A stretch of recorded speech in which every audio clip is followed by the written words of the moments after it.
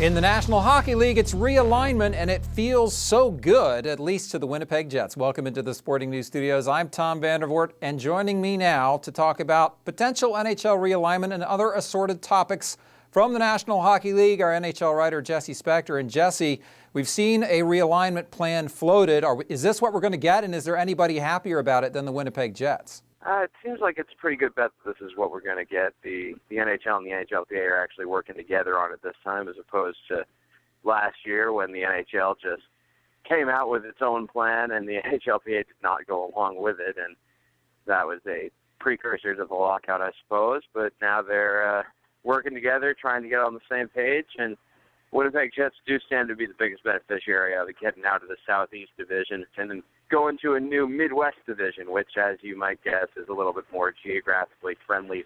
Also, Detroit and Columbus will be happy to be moving to the East.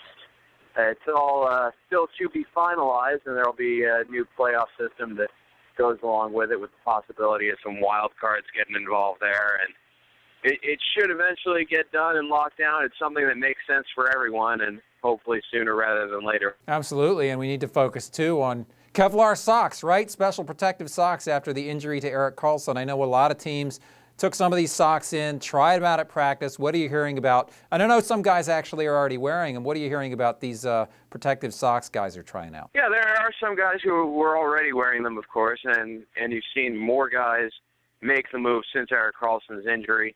The protective socks can't protect against everything. We saw what happened with Zach Redmond of the Winnipeg Jets, a very unfortunate situation there where he was cut, but also a very fortunate situation that he was not injured more severely or even something worse happening to him, cutting the femoral artery. It's a safety issue that teams are encouraging their players and equipment managers encouraging their players to try these Kevlar socks so that they at least have some protection on the back of their legs and the front of their legs from getting cut by skate blades, which is really one of the most dangerous things that can possibly happen to you while you're playing hockey.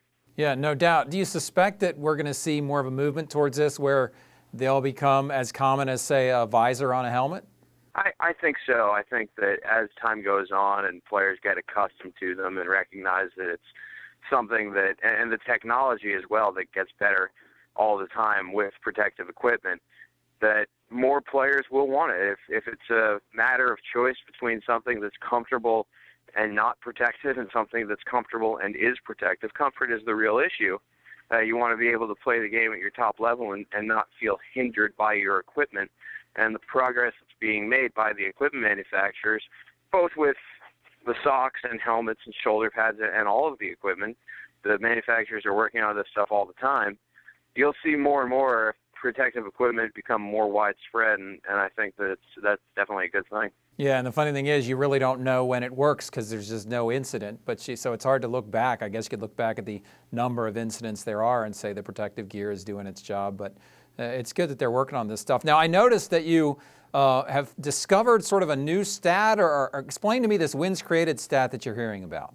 Well, it's going to be at the Sloan Conference at MIT. The professor from St. Lawrence University, is a statistics professor, has come up with this total hockey rating to tell you how many wins individual players are responsible for, and the results are kind of surprising. Over a 2-year span, the best player in the NHL as far as making two-way contributions, this professor found, was Alex Steen of the St. Louis Blues. Not exactly who you'd expect. He had Pavel Datsyuk coming in at number 2, and the best defenseman that he had was Kimmo Timonen. And that's going to turn some heads. It's based off of the NHL's real-time stats system, which does have its flaws, and there are still tweaks to be made here, but it's an interesting thing. It's really kind of looking at something like what we have in baseball with wins above replacement and trying to apply that to hockey using the various things and various instances that come across during the course of an average NHL game and assigning values to each play that is made. Yeah, I noticed. I think I took a quick look at the paper. I think Timonen was number 1 and Andre Matsaros was like 6 for the Flyers, which leads you to believe they must have a stellar defense, eh?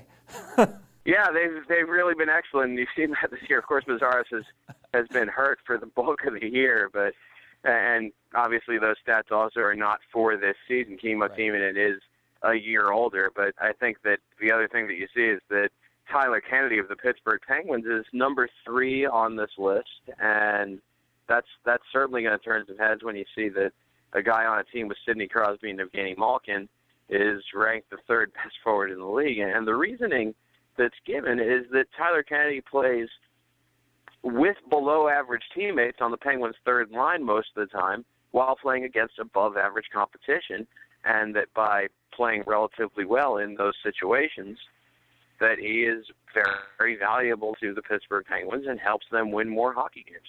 Yeah, it's certainly going to be interesting to see how this is received as we go down the line. I'd love to see if guys are able to use this in any contract negotiations going forward. Thanks so much for your time, Jesse. Appreciate it, man. All right, thank you.